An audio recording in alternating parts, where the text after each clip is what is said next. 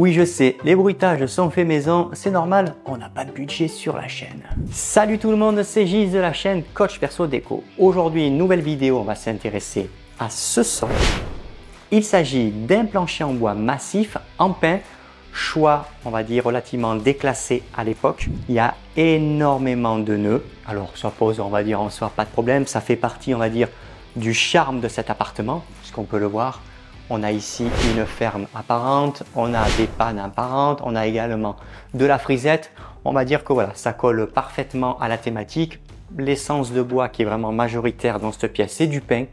Donc ça va, on va dire, très bien. Dans cette vidéo, vous allez le voir, je vais tout poncer, remplacer les profilés ici en bois. C'est pas joli, c'est mal fait, c'est taché, il n'y a pas de coupe à l'onglet. Certains sont même cassés depuis le temps parce que mine de rien, on dirait pas ça à plusieurs décennies. Et vous allez le voir, on le fera avec, somme toute, du matériel qui n'est pas quand même très coûteux. Première opération, on se débarrasse de tous les profils. Là, on le voit bien. Il n'y a pas de coupe d'onglet, il n'y a rien du tout, c'est pas propre. Je vais pas m'amuser à poncer tout ceci. De toute manière, il faut que ça saute, c'est dégueulasse. Pour pouvoir les enlever proprement, parce qu'il faut savoir que parfois les plinthes et comme ici, les cornières moulurées sont clouées, mais parfois c'est collé.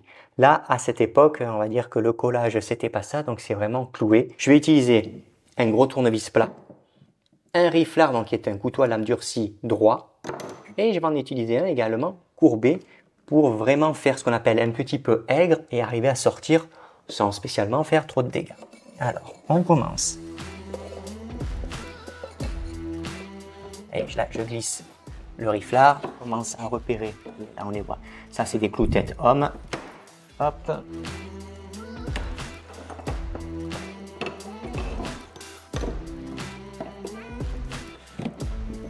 On peut s'aider, vous voyez, avec le manche du riflard. Voilà, on fait un petit peu aigre.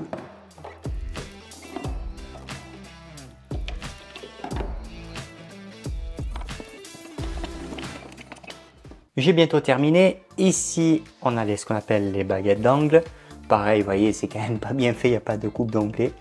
Alors là, on veut les enlever aisément. Alors quand on n'a pas de notion, on va dire, de récupération hein, des matériaux, c'est tout abîmé, moi.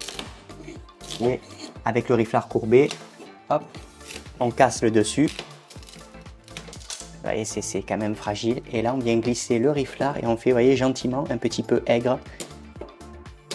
Et là, c'est super. Voilà, on enlève sans tout défoncer. Les profilés, c'est terminé. Ça a été assez rapide. Je veux dire, il n'y a pas de complications, on va dire, particulières. Faire attention, la plupart du temps, les petits clous, donc ce sont généralement des têtes hommes, comme ici. Ils ont tendance de temps en temps quand même à rester. Donc de bien penser, vous voyez, comme ici, à les enlever. Et d'une, ça gêne. Et de deux, le plus dangereux, c'est d'attraper un petit clou qui dépasse un tout petit peu et de le choper avec une ponceuse. Je vous dis pas le schmilblick que ça fait. Donc voilà, de vraiment faire le tour, de contrôler. Et moi, mine de rien, j'en ai un petit peu quand même. L'arrachage des clous, c'est terminé. Ça nous apprend également pas mal de choses quand on se sépare des plinthes ou d'autres profils qu'on peut l'avoir en périmètre. Regardez, là on le voit, c'est assez net. Là, ok, il y a à peu près 6 mm de jeu.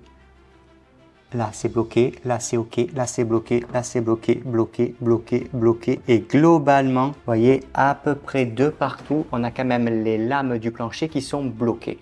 Ça, c'est extrêmement mauvais. On ne le fait pas sur un parquet massif. On ne le fait pas sur un stratifié et on ne le fait pas non plus sur un contre-collé. C'est un plancher bois. Un plancher bois, ça subit des variations dimensionnelles dues au taux d'humidité, dues à la saison. En périmètre, ce n'est jamais bloqué contre des ouvrages. Il faut, entre guillemets, que le plancher soit libre de pouvoir se dilater et de reprendre éventuellement sa place à tout moment. Là, c'est pas le cas. Ça va avoir plusieurs conséquences. Soit le plancher va vouloir un petit peu se redresser, ce qu'on appelle un peu voilà, la poussée.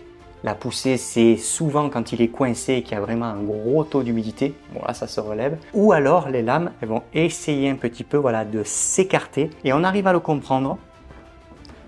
Parce que là, on voit bien. Voilà, là, on voit bien que ça a travaillé. Là, ici. Voilà, on voit que ça a bossé parce que c'est bloqué ici. Mais le problème, c'est bloqué là. Là, j'ai des zones. Là, ça passe. Mais on a quand même des zones où malheureusement, là, comme là, il touche. Et ça, c'est clairement pas bon. Dans un deuxième temps, c'est-à-dire juste avant d'attaquer finalement la vitrification, je vous le montrerai à l'écran. On va passer une machine, on va couper. Bon, pas grand chose, on va enlever 3-4 mm. juste pour que le plancher soit libre, juste pour que le plancher puisse se dilater. Alors il faut bien penser que sur des anciens planchers, ce que vous voyez là, le jour là, c'est terminé, il ne reviendra plus. Si vous avez un parquet haussmannien, voilà, s'il s'est écarté, il ne reviendra pas. Mais c'est juste pour éviter d'autres problématiques, on ne sait jamais, il peut se passer n'importe quoi. C'est pas le moment que le phénomène s'aggrave. Puisque maintenant le périmètre est propre et qu'on a une bonne visibilité, le premier réflexe c'est de se dire allez, c'est parti, on sort les ponceuses et on se met à poncer. Eh ben non, on va pas se mettre à poncer, on va surtout contrôler quelque chose et vous allez voir, ça a vraiment une grosse importance. Dans votre logement, vous êtes peut-être une fée des logis. Vous venez, vous entretenez votre parquet. Alors ça peut être des produits à pulvériser, des produits que l'on met directement au sol avec un balai à plat, on passe. Il faut savoir qu'il y a des produits quand même qui contiennent pas mal de cire. Et alors, j'en parle même pas si vous avez l'habitude de cirer vos parquets. Il faut savoir que la cire, c'est filmogène. Comme son nom l'indique, ça fait un film. Alors, le film, ça protège, ça embellit également parce que ça participe évidemment au cachet à embellir le sol puisque ça l'entretient correctement. Mais le problème, comme ici, où on va complètement le décaper, donc on va vraiment revenir à blanc, comme au bord finalement, là comme on peut le voir, ça a forcément une incidence. Si là, on se dit, allez, hop, c'est parti, ponceuse, on attaque. Alors qu'en réalité, le parquet a de la cire, ou on va dire tout autre produit qui est quand même filmogène. Quand vous allez poncer à blanc, en fait, la cire, vous allez la faire migrer dans les fibres du bois. Et le problème, c'est que ça, on ne le voit pas. Quand vous allez préparer soit votre vitrificateur, si vous avez un produit particulier qui va se faire en 3 couches, soit si vous passez le fond dur, ici vous le verrez, on passera quand même un fond dur, ça peut littéralement vous mettre en défaut d'adhérence votre produit, ou du moins faire des taches. Je l'ai déjà vu sur des chantiers, des taches à droite à gauche, parce qu'en fait la cire a été littéralement poncée et ça a migré. Il ne faut pas oublier que la ponceuse, avec le papier de verre, ça chauffe. Et là, vous voyez, regardez, je brille quand même de la tête. Je vous laisse imaginer la chaleur qu'il fait. Tout ça, ça participe évidemment à faire migrer, à faire descendre la cire dans le bois. On va faire une opération et je vous dis, elle n'est pas fréquemment faite parce que c'est entre guillemets un peu chiant. On va contrôler si le sol est justement ciré. Alors, il y a deux produits. Soit un vrai dessireur. Simplement un vrai dessireur, bon, ça coûte un peu des ronds. On va faire plus simple. On va utiliser du white spirit pour diluer les peintures. C'est pareil, on va arriver à nettoyer la cire. L'essentiel, c'est d'avoir un chiffon clair. Alors, le top du top, c'est d'avoir un chiffon blanc. Bon, moi, j'en ai pas trouvé dans mon fourgon, donc j'ai un chiffon qui est voilà, assez clair. On va venir, on imbibe avec du white. Et en fait, à divers endroits, on va voir si, en nettoyant, on a des résidus de cire.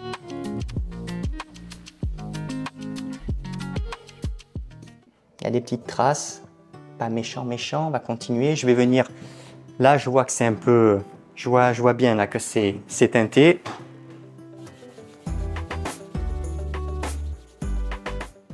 Vous voyez, j'en ai. Là c'est beaucoup plus flagrant. Alors, il faut bien penser que là ce que vous voyez, c'est également ce qu'on appelle un peu de crasse. Ça se comprend. Avec les chaussures, ça fait des dépôts, ça fait des marques. L'idéal, évidemment, sur un parquet, c'est de ne pas marcher en chaussures. Mais enfin bon, chacun fait comme il veut. La crasse, c'est un corps gras. Et si le corps il est gras et que j'arrive à le faire migrer dans le bois, c'est pas bon. Je vais passer, voilà, un bon petit coup de chiffon. Alors, il faut savoir que c'est assez rapide. Hein. En plus, là, avec la chaleur, le white, ça ramollit. Je vais arriver à l'enlever, on va dire, assez facilement. Ne pensez pas qu'il faut une semaine à astiquer comme un fou.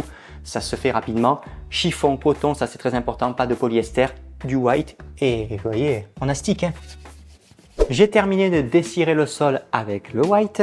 Regardez, on a un sol, on va dire, qui est visuellement un petit peu plus propre. Maintenant, on va préparer le ponçage. Alors le ponçage, il y a deux poids, deux mesures. Soit on repart sur un sol nickel chrome, très propre. Il faut une ponceuse de sol et une véritable bordureuse. Donc les ponceuses de sol, c'est généralement d'ailleurs celles que l'on pousse. Ce sont des ponceuses à bande qui font à peu près cette largeur sur globalement cette longueur.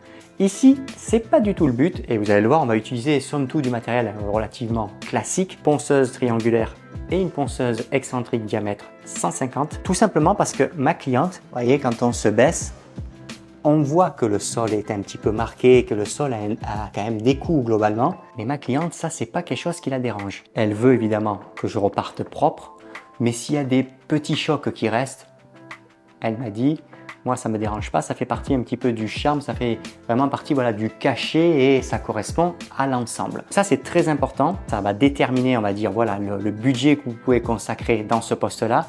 Soit vous repartez à zéro nickel chrome, donc vous savez que la ponceuse bordureuse et surtout la ponceuse de sol, ça va enlever de la matière. Par contre, vous aurez un parquet qui sera propre, ou, et là on va le voir puisque je vais faire fonctionner aussi mon aspirateur, parce qu'il faut travailler quand même proprement, donc sous aspiration, ou c'est un passage pour le décaper, mais s'il y a des gros creux, des gros enfoncements, voilà, on va dire que ça restera. Vous aurez un ensemble qui sera quand même homogène, mais qui entre guillemets continuera à traverser le temps. J'ai rapproché ma ponceuse triangulaire, j'ai ici la ponceuse comme je vous ai dit 150. La triangulaire va faire office de bordureuse et la 150 fera office entre guillemets de ponceuse de surface, donc la partie remplissage. J'insiste bien là-dessus, ce type de machine, ça ne remplace pas une ponceuse de sol.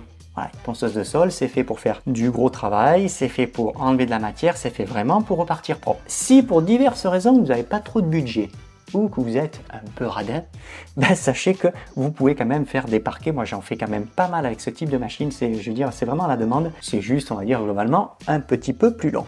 Ce qui est important, le ponçage, on va respecter ce qu'on appelle le fil du bois.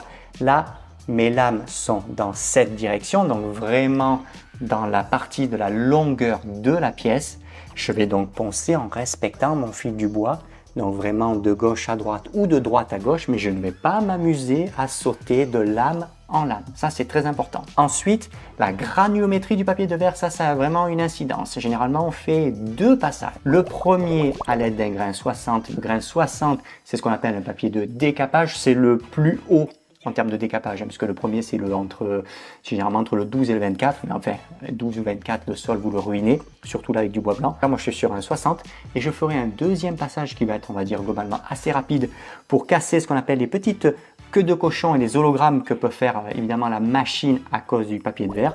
Je serai en granulométrie 120. On va démarrer, ponceuse équipée d'un variateur, je suis à fond la caisse et on va vraiment voilà, faire le tour juste pour dégager correctement, pour éviter de venir taper à la machine parce que ça abîme les plateaux.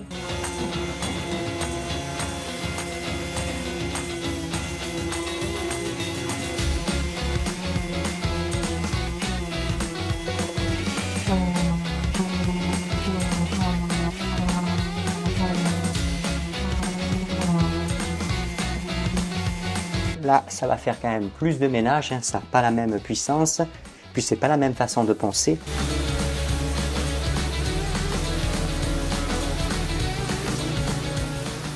Alors toutes ces parties, il faut que j'accentue un petit peu, vous voyez, avec la ponceuse. Je n'avais pas voulu m'approcher tout à l'heure, mais là, je suis un tout petit peu gêné.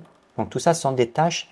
Il faut bien penser que ce genre de tâches, il ne faut pas les laisser. Hein. Ça, pour le coup, même si c'est un ponçage, vous voyez, juste à blanc, c'est dégueulasse. J'ai changé de machine, je suis passé sur la Aero 125. Alors la Aero 125 de chez Festool, c'est une ponceuse orbitale. Alors pourquoi je suis passé sur cette machine et surtout sur ce petit plateau? Eh bien parce que ma petite ponceuse, alors j'ai pas démonté mais elle s'est arrêtée net. Alors où j'ai passé les charbons à travers, ou elle a eu un coup de chaud, c'est pas impossible.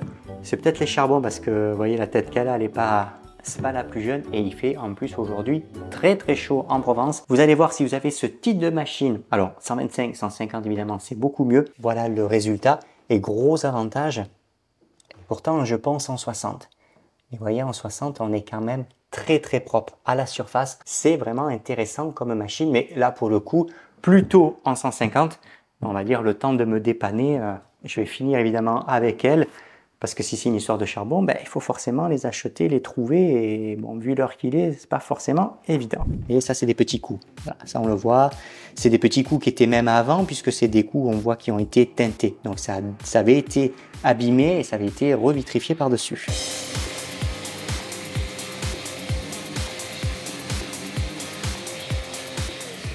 Et mine de rien, ce genre de machine, alors que ce soit l'orbital ou comme ici l'excentrique, ça fait moins de bruit. Et selon où on se trouve, c'est quand même pas mal.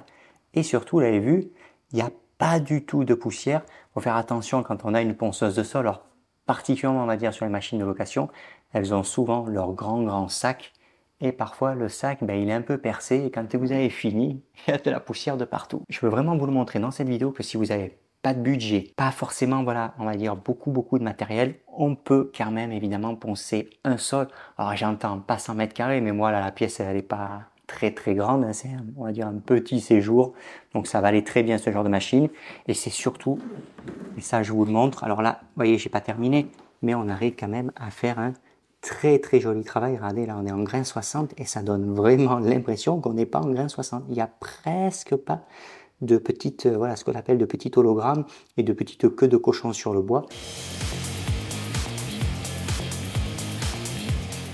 J'ai fait globalement la moitié, voilà, il me reste vraiment la petite travée et ici le petit dégagement. Une chose qui est très importante aussi, ça c'est lié à la chaleur qu'il peut faire dans la pièce. On est en Provence, il fait donc très chaud, particulièrement l'après-midi. Le vitrificateur, ça se comporte finalement comme un vernis. Et le vernis et le vitrificateur, par définition, quand vous allez poncer et qu'il fait déjà chaud, au contact avec la machine, ça chauffe également. Il ne faut surtout pas arriver comme ceci. Vous voyez ces impacts? C'est ce qu'on appelle de la gomme. Le vitrificateur, il vient s'amalgamer sur le papier de verre, donc sur le disque, tout simplement parce qu'en fait, j'ai eu la main un peu lourde sur la machine et ça vient vraiment former, voilà, cette gomme parce qu'il ramollit. En ramollissant, et d'une, vous poncez à vitesse très réduite, de deux, ça encrasse tout et ça peut même faire des traces, de trois, la machine, c'est pas un mystère, elle déguste et vous allez avoir une consommation exponentielle de disques. Vous allez travailler que pour votre fournisseur de disques, c'est pas trop intéressant. L'idéal, c'est de vraiment avoir une pression modérée avec la machine et de toujours revenir ce qu'on appelle dans le bois. Donc ici à blanc, ça permet de reposer la machine, ça permet de refroidir également le disque. Alors certes, ça donne l'impression à l'instant T qu'on va moins vite, mais en réalité, vous consommez moins de papier. Je vais vous montrer clairement à l'écran comment on fait un bon ponçage pour préserver les papiers de verre, la machine et surtout pour éviter, voilà, de gommer, parce que si vous gommez, de toute manière, vous faites un ponçage qui est quand même très médiocre.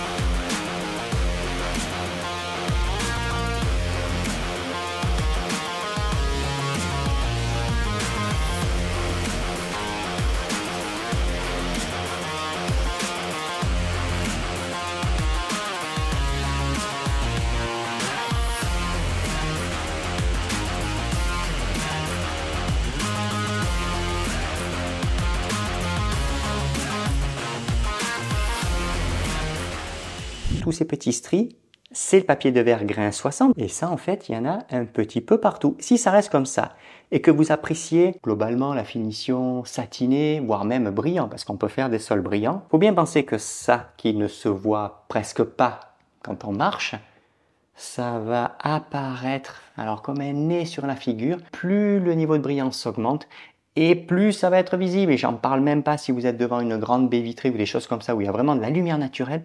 Vous allez voir littéralement sur le support tous les coups de papier de verre. On va passer, comme je vous l'avais dit au début, en granulométrie 120. Le passage est assez rapide, hein. On va rester avec la machine que j'ai, ça va très bien puisque l'autre est en panne de toute manière. Pensez bien au préalable évidemment. Moi je l'ai passé au préalable la ponceuse triangulaire, granulométrie également 120. Regardez, ça c'est important. J'ai mis mes plus belles chaussettes, on laisse tomber les chaussures, on enlève les chaussures de sécurité ou alors il faut les enturbaner dans des films plastiques. Vous voyez ça là, trace de chaussures? Ça se voit pas forcément. Si ça, vous oubliez de le poncer, et moi je le vois sur des chantiers, ça sera emprisonné dans le vitrificateur et je peux vous garantir que ça fait bien d'avoir des traces de chaussures, donc vraiment très important. Virez les godasses ou mettez des protections, mais là pour le coup bois blanc et c'est du bois qui est fragile. C'est terminé, les grosses godasses, il faut les bannir.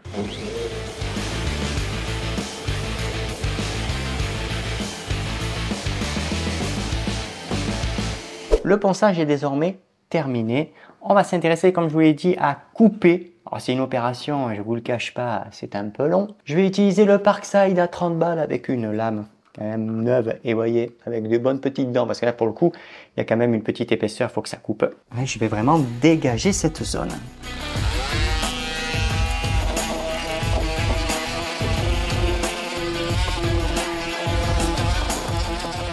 voilà ce que ça donne. C'est propre, ça suffit. Là, il y a quand même à peu près 5 mm. Voilà, 5 mm. Si vous avez votre plancher en bois qui avance de 5 mm, c'est qu'il y a quand même un gros problème. Juste pour vous donner une petite idée, parce que c'est vraiment trompeur la planéité du sol, je viens de mettre un tout petit cordeau et regardez l'allure que ça a. Ici, vraiment pour vous donner une idée, j'y passe voilà, quasiment ma petite main.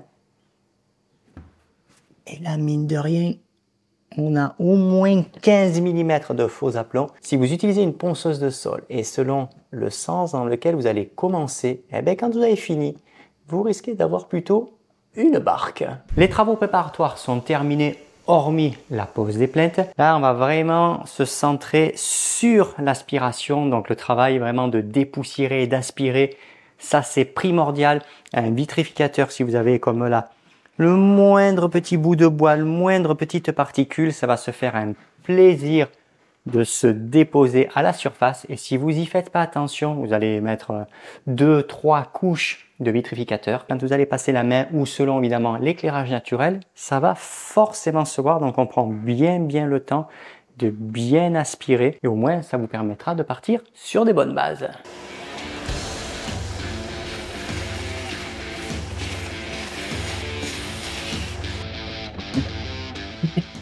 Un rapide petit passage sur les plaintes. J'ai pour ainsi dire terminé d'ailleurs la pose. Il s'agit de petites plaintes en pin hauteur 68 mm. C'est les plus courantes, on va dire, pour la pose. Alors que ce soit comme ici de plancher ou même éventuellement de stratifier et de contre-coller. Ça donne un joli petit ensemble. Et vous voyez, regardez, au-dessus, pour parfaire la finition, j'ai appliqué proprement un cordon de mastic polyuréthane blanc, parce qu'il faut savoir que là les murs vont rester tels quels, c'est terminé. L'avantage de ce type de produit, ça ne jaunit pas, ça sèche quand même très vite, particulièrement en cette saison et dans ma Provence, parce que pour le coup il fait pas froid. Vous voyez, regardez, j'ai déjà la tête qui commence à être humidifiée et je suis pas tombé dans un pot de vaseline. On va regarder ensemble parce que j'ai fait quelques coupes de profilés et on va voir comment on les cloue au plancher, parce que elles ont été collées au mastic polyuréthane, mais pour le coup tous les profilés, on va dire, qui sont dans le passage, c'est pas très intéressant de les coller parce que s'ils sont cassés, c'est une galère sans nom pour les enlever. Sur les parties où le plancher en bois ne communique pas, ne continue pas, ici on a on va dire le petit espace cuisine. Pour pouvoir abouter, il n'y a rien de mieux que la petite cornière. Vous voyez ici pareil en pin. Particularité, il a fallu quand même faire tout un travail d'ajustement. Alors là, pour le coup, c'est pas moi qui ai fait ce boulot, c'est Mélodie. Voilà, ici et là également. Vous voyez toutes ces parties là, de bien prendre le temps d'ajuster, de bien couper, voire éventuellement de limer, parce qu'on peut le faire avec des limes à main et des limes à chantourner. Là maintenant, on va s'intéresser, comme je vous ai dit, à l'opération donc de mise en place, et on va le faire avec des clous. On va utiliser ce type de clou. On est sur un clou tête homme, longueur 20 mm. Le plancher en bois, ce sont des lames de 22 mm. Et le profil, on va dire globalement, ça fait toujours à peu près 4 à 5 mm d'épaisseur, donc ça sert à rien d'avoir des clous comme ça, on fera rien de bon. Pour pouvoir mettre un clou, ça a l'air, on va dire, bête comme chou de planter un clou. Il faut savoir que un clou comme ceci avec sa pointe, si vous venez le présenter et que vous prenez le marteau et que vous tapez, là, il va au mieux légèrement fissurer, au pire se casser complet. Vous voyez la pointe là? Un petit coup de marteau. Vous voyez, il n'y a plus de pointe. Et à partir de là, vous allez voir, je vais mettre les clous et c'est terminé. Il n'y a plus de risque, soit vraiment qu'elle se fissure complet, soit de la casser, parce qu'il ne faut pas croire, mais ça reste quand même voilà, des profils qui restent fragiles. Alors, on va mettre en place, vérifier voilà, qu'on est bien propre. Là, voilà, là, elle est en place. Donc, je l'ai émoussée.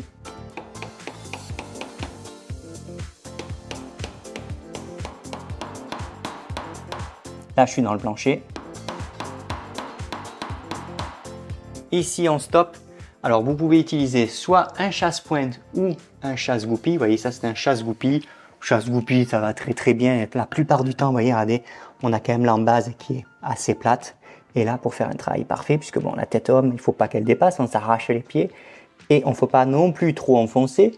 Ça sert à rien, ça marque le profil. Et puis, en soi, au bout d'un moment, il ne tient plus lui, hein. Tout simplement, le profil ne tient plus. Donc là, vous voyez, je cale avec mon petit doigt.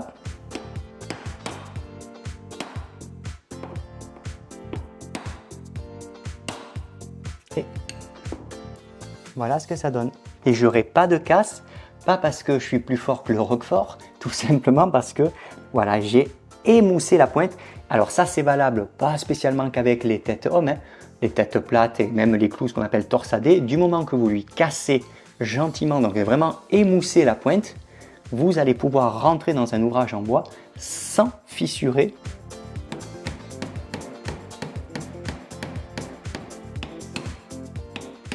Les plaintes sont posées, les plaintes, tout est jointé, tout est propre. Globalement, on est prêt pour attaquer finalement la vitrification. Je suis prêt pour la vitrification, en effet, mais on va pas le voir dans cette vidéo. Ça fait déjà 25 minutes que je cause et la suite, c'est pour le prochain épisode. Et là, vous verrez l'application du fond dur et de plusieurs couches de vitrificateur. À bientôt tout le monde et si ça vous a plu, eh bien, le pouce dans le bon sens.